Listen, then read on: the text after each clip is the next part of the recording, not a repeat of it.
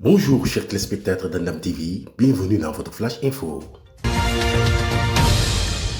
Enquête de la police sur l'hospitalisation de Sonko, Dr Babacar Niang, posthumement arrêté. Le médecin traitant dit n'avoir posé aucun acte médical sur Sonko depuis son hospitalisation.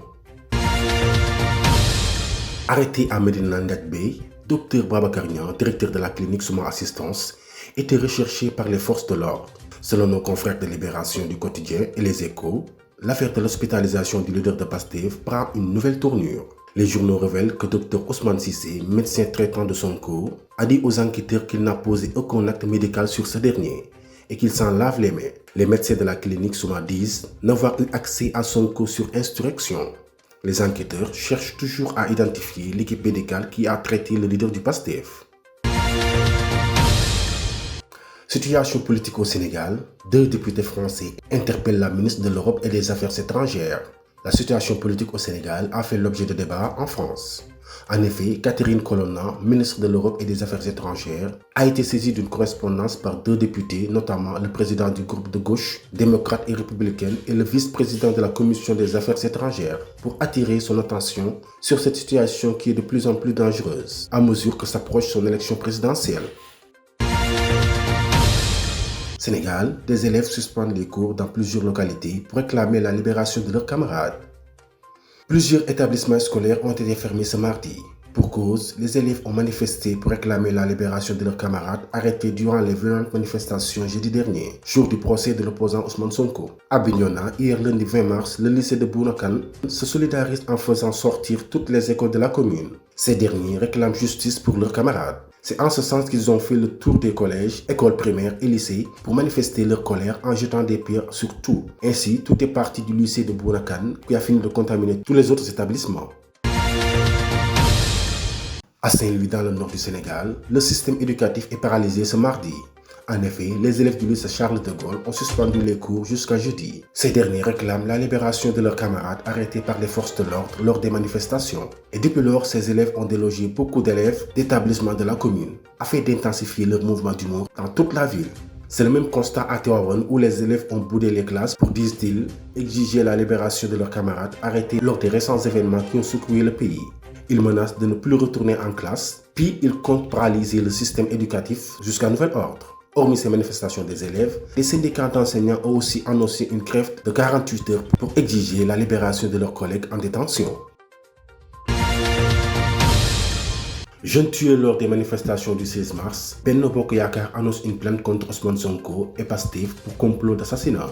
Les leaders de la coalition Benno Bokk Yakaar ont lors d'une conférence de presse apporté la réplique à l'opposant Ousmane Sonko. Benno annonce une plainte contre Ousmane Sonko et le parti Pastef devant les juridictions nationales et internationales pour complot d'assassinat. Après les morts enregistrées lors des manifestations de ces derniers jours, le Sénégal vient encore une fois d'être endeuillé par la perte cruelle de plusieurs jeunes gens à l'occasion des scènes de violence qui ont émaillé la journée du 16 mars 2023 et celle subséquente. Adi Boubacar Diassi, membre de la coalition Benno Bokk Yakaar et porte-parole du jour.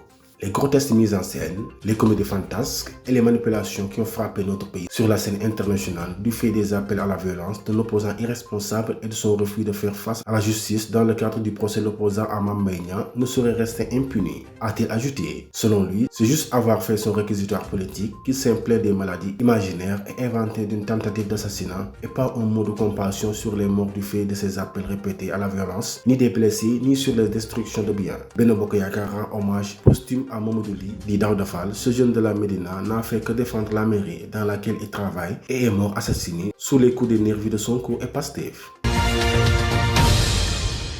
Sortie de Macky Sall, la confrontation est inévitable. Selon la plateforme Diamaguène 3e mandat, le chef de l'État compte bien briguer une 3e candidature. C'est l'avis du coordonnateur de la plateforme Diamaguène 3e mandat.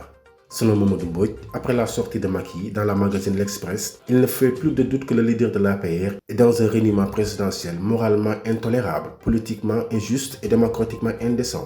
Ainsi, pour lui, la seule manière de pousser le gardien de la Constitution à rester fidèle à sa parole, c'est de descendre dans la rue. La confrontation est inévitable, mais à partir de maintenant, nous allons corser notre plan d'action pour montrer à Macky Sall que le Sénégal ne veut pas de troisième mandat ni de mort, mais plutôt la tranquillité et la préservation de nos acquis démocratiques. Car avec cette sortie, c'est la confirmation de la tendance qui se dessine depuis un certain temps. Ses proches ont clamé partout que s'il faut brûler le pays, ils allaient le faire. S'il faut marcher sur des cadavres, ils vont le faire, a dénoncé le coordonnateur de Diamaguène, troisième mandat. Actualité internationale. Guinée, la détention de deux leaders du FNDC, une prise d'otage pour un responsable du mouvement. À Guinée, le responsable de la communication du Front National pour la défense de la Constitution répond aux propos sur RFI du porte-parole du gouvernement de transition, notamment sur le processus judiciaire concernant deux leaders du FNDC détenus depuis presque 8 mois. Abdoulaye Oumou Sow dénonce une prise d'otage et estime que Founiki Mengue et Ibrahima Diallo ne sont plus dans le délai normal de la détention. Tchad, plus de 400 rebelles du FAT condamnés à la prison à vie. Au Tchad, le verdict est tombé ce 21 mars 2023 dans le procès en appel des 450 membres du Front de l'Alternance à la Concorde au Tchad. Arrêtés après la mort de l'ex-président Idriss Déby, la majorité de ces rebelles est condamnée à une peine d'emprisonnement à vie, notamment pour actes de terrorisme, enrôlement de mineurs, atteinte à la sûreté nationale et atteinte à la vie du chef de l'État. 24 accusés ont été acquittés faute de preuves. Le collectif d'avocats des accusés a déjà annoncé son intention de se pourvoir en cassation.